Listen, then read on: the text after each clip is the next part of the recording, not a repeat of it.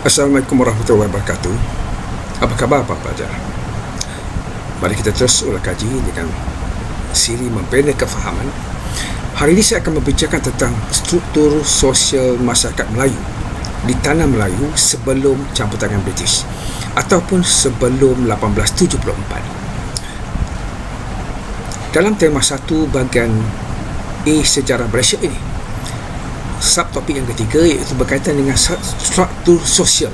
Kita perlu memahami hierarki sosial ataupun struktur sosial ataupun lapisan masyarakat Melayu di tanah Melayu sebelum campur tangan British. Hierarki sosial ini bermula daripada golongan yang diperintah iaitu pembesar, sultan dan pembesar, rakyat dan juga golongan hamba. Jadi ini adalah struktur sosial masyarakat. Jadi teruskan bersama saya untuk memahami dengan lebih baik apa dikatakan sebagai hierarki sosial ataupun struktur sosial ataupun lapisan masyarakat sebelum campur tangan British.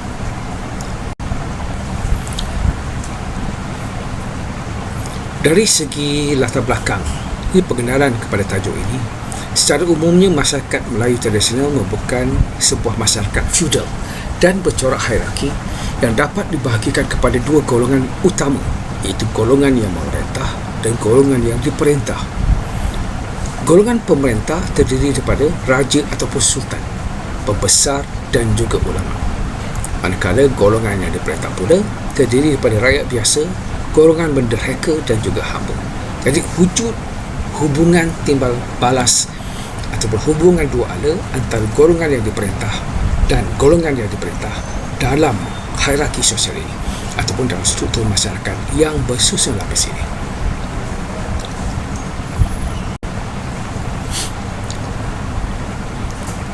Struktur masyarakat ataupun hierarki sosial yang pertama adalah golongan pemerintah. Dalam golongan pemerintah, paling atas adalah raja atau sultan ataupun yang di-Pertuan Besar. Itu gelaran yang digunakan oleh ketua negeri ataupun ketua kerajaan di setiap negeri. Golongan pemerintah iaitu raja, sultan ataupun yang di-Pertuan Besar ini terdiri daripada raja, sultan atau yang di-Pertuan, keluarga, kaum kerabat diraja, pembesar negeri termasuk juga kaum bangsawan, ulama, pendeta dan juga penghulu serta ketua kampung. Jadi raja atau sultan ialah pemerintah yang tertinggi dalam pentadbiran negeri. Baginda dibantu oleh kaum kerabat dan juga para pembesar. Baginda memiliki kuasa dan kewibawaan dalam menjalankan pentadbiran dan pemerintahannya di seluruh negeri. Baginda sultan adalah simbol perpaduan negeri. Baginda mempunyai kuasa mutlak terhadap rakyat jelata dan mesti dihormati. Segala perintah raja mesti dipatuhi. Rakyat yang enggan ataupun engkar dianggap sebagai menderhaka dan akan mendapat balasan buruk atau dikenakan hukuman yang amat berat. Konsep daulat digunakan untuk menjadikan seorang sultan itu lebih mulia dan dianggap mempunyai kuasa dan berwibawa serta mempunyai kuasa yang mutlak. Jadi jawatan raja atau sultan adalah diwarisi oleh anak lelaki daripada permaisuri yang sah atau dikenali sebagai anak gahara. Lapisan kedua dalam hierarki sosial atau struktur sosial masyarakat Melayu dalam golongan yang diperintah ialah keluarga dan kerabat diraja. Kedudukan kedua selepas raja ialah golongan anak raja dan juga kerabat diraja yang terdiri daripada mereka yang berketurunan raja, bergelar raja ataupun tengku. Anak raja tidak semestinya putera atau puteri raja yang memerintah, kerana mereka juga boleh terdiri daripada keturunan kerabat raja. Bilangan anak raja tidak ramai, tetapi mereka mempunyai kuasa tertentu apabila diberi sesuatu tugas rasmi negeri. Ada juga putera raja yang dilantik menjadi pembesar daerah. Anak raja juga menikmati keistimewaan seperti mana yang dimiliki oleh raja, tetapi tidak boleh mengatasi keistimewaan raja sebagai ketua pemerintah.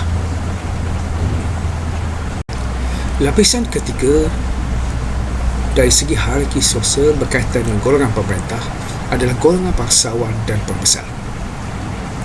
Golongan bangsawan dan pembesar ini terdiri pada para pembesar dan kaum kerabat yang amat berpengaruh dalam pemerintahan dan pentadbiran. Kebiasaannya mereka menjadi pentadbir, iaitu membantu raja dalam pentadbiran negeri. Mereka juga menjadi penasihat atau pembesar di daerah-daerah tertentu yang dipanggil pembesar daerah. Pembesar dilantik oleh raja melalui pemberian surat tauliah. Jadi pemilihan pembesar juga ditentukan oleh zuriat keturunannya. Kebiasaannya anak lelaki sanak saudara sebelah bapa kepada pembesar yang terdahulu. Pembesar juga diberi hak mentadbir sesuatu daerah dengan kekuatannya sendiri tanpa perlu sokongan sultan.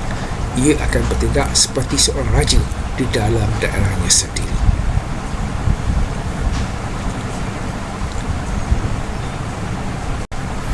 Satu lagi golongan yang penting dari segi hierarki sosial, golongan yang diperintah adalah golongan ulama dan juga pendeta.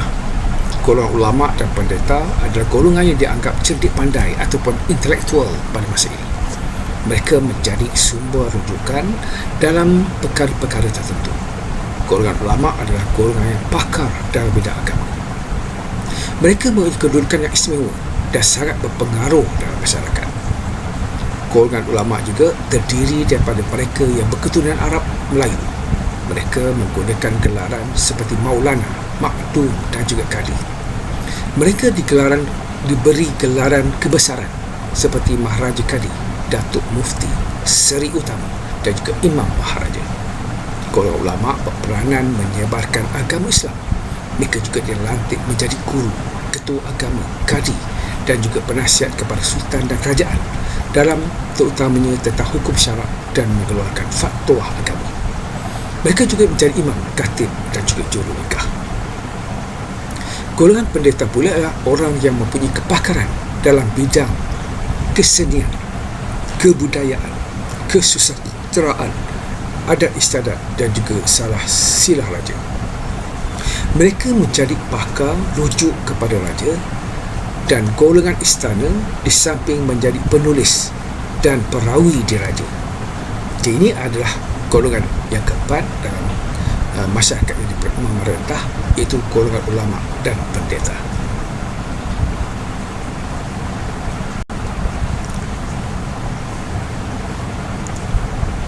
Golongan diperintah, golongan memerintah di aras yang rendah sekali adalah penghulu dan juga ketua kampung.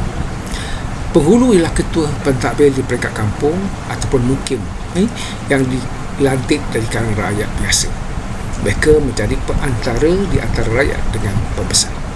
Penghulu mempunyai pengaruh dan memiliki kuasa penuh ke atas anak-anak buahnya. Antara bidang tugas penghulu ialah menyelesaikan sebarang pertikaian, pergaduhan dan sebagainya di kalangan anak buahnya, memelihara keamanan kampung dan mentadbir kampung serta menjadi lambang perpaduan kampung.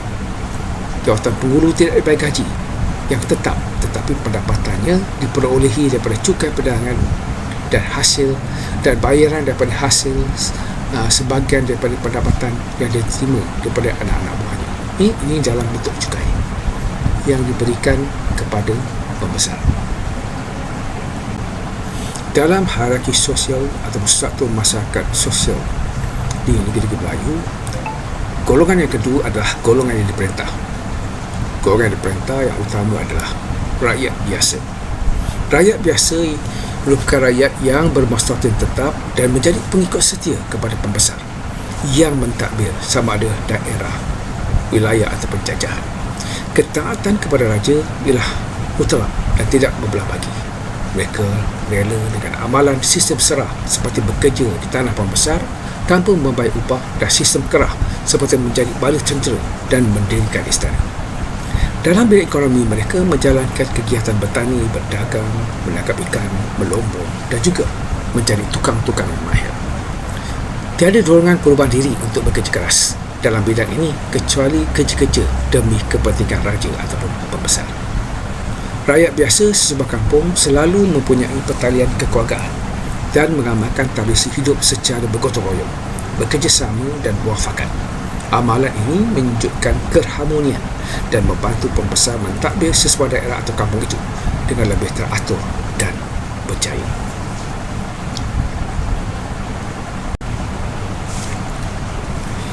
Lapisan kedua dalam golongan diperintah ialah hamba.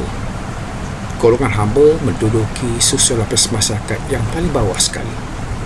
Mereka menjadi hamba kepada para pembesar dan orang kaya dengan melakukan pelbagai tugas seperti mencuci perahu, memetik kelapa, mencari kayu api dan menjadi askar. Hamba boleh dibagikan kepada 3 jenis, iaitu hamba raja, hamba berhutang dan hamba abdi ataupun hamba biasa. Yang pertama adalah hamba raja ataupun biduanda. Mereka berasal dari golongan yang menderhaka, dikenali sebagai budak raja atau bergelar biduanda. Mereka dimiliki oleh raja dan mempunyai taraf yang lebih tinggi berbanding dengan hamba-hamba yang lain. Hamba raja dan keturunannya menjadi hamba secara turun-temurun dan hanya akan dibebaskan jika mendapat kerelaan raja. Yang kedua adalah hamba abdi ataupun hamba biasa. Hamba abdi atau hamba biasa ialah hamba yang terdiri pada mereka yang berasal dari keturunan hamba. Mereka diperolehi daripada pembelian ataupun pertukaran oleh tuan. Golongan hamba ini menjadi hamba seumur hidup secara turun-temurun. Hamba abdi boleh dibagikan kepada beberapa jenis, iaitu hamba tawanan, hamba diranggah, hamba habsi, hamba hulur, hamba serah dan anak hamba.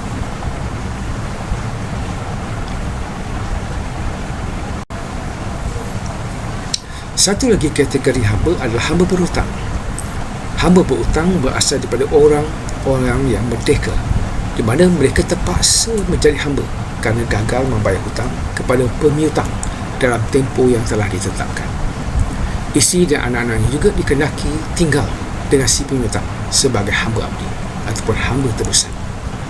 Hamba berhutang ini akan mengerjakan segala suruhan tuannya, termasuk bercucuk tanam, melombong dan membuat kerja-kerja rumah. Hamba berhutang boleh dibagi kepada beberapa jenis, iaitu orang berhutang, anak emas, hamba waris dan juga hamba bayar.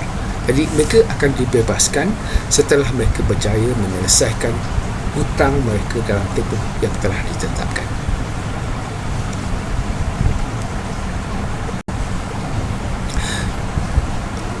Kesimpulan yang boleh kita buat berdasarkan apa yang kita belajar pada hari ini, Pak Fajar, pertama sekali kita kena faham bila kita sebut struktur sosial ataupun hierarki sosial ataupun lapisan masyarakat, dia merujuk kepada lapisan yang wujud, iaitu daripada golongan di atas hingga di bawah. Itu golongan yang memerintah dengan golongan yang diperintah. Ini golongan pemerintah itu terdiri pada sultan, pembesar, kerabat diraja, pembesar, ini penghulu, ketua kampung dan sebagainya. Itu golongan pemerintah, termasuklah pendeta dan golongan ulama. Dan satu lagi adalah golongan diperintah, iaitu rakyat, itu hamba, rakyat biasa, hamba dan juga orang pedagang, ni golongan kiwi dan sebagainya. Jadi dari kesimpulannya apa yang kita boleh jelaskan ialah struktur sosial masyarakat ini boleh dibagi kepada beberapa susun lapis masyarakat yang dapat digolong kepada golongan pemerintah dan diperintah. Itu yang pertama. Kedua, setiap golongan ini sama ada diperintah ataupun pemerintah mempunyai peranan dan tanggungjawab masing-masing dalam masyarakat. Keadaan ini berubah setelah kedatangan British, di mana struktur masyarakat Melayu telah berubah, di mana peranan golongan pemerintah itu semakin berkurangan dan sistem hamba telah dihapuskan.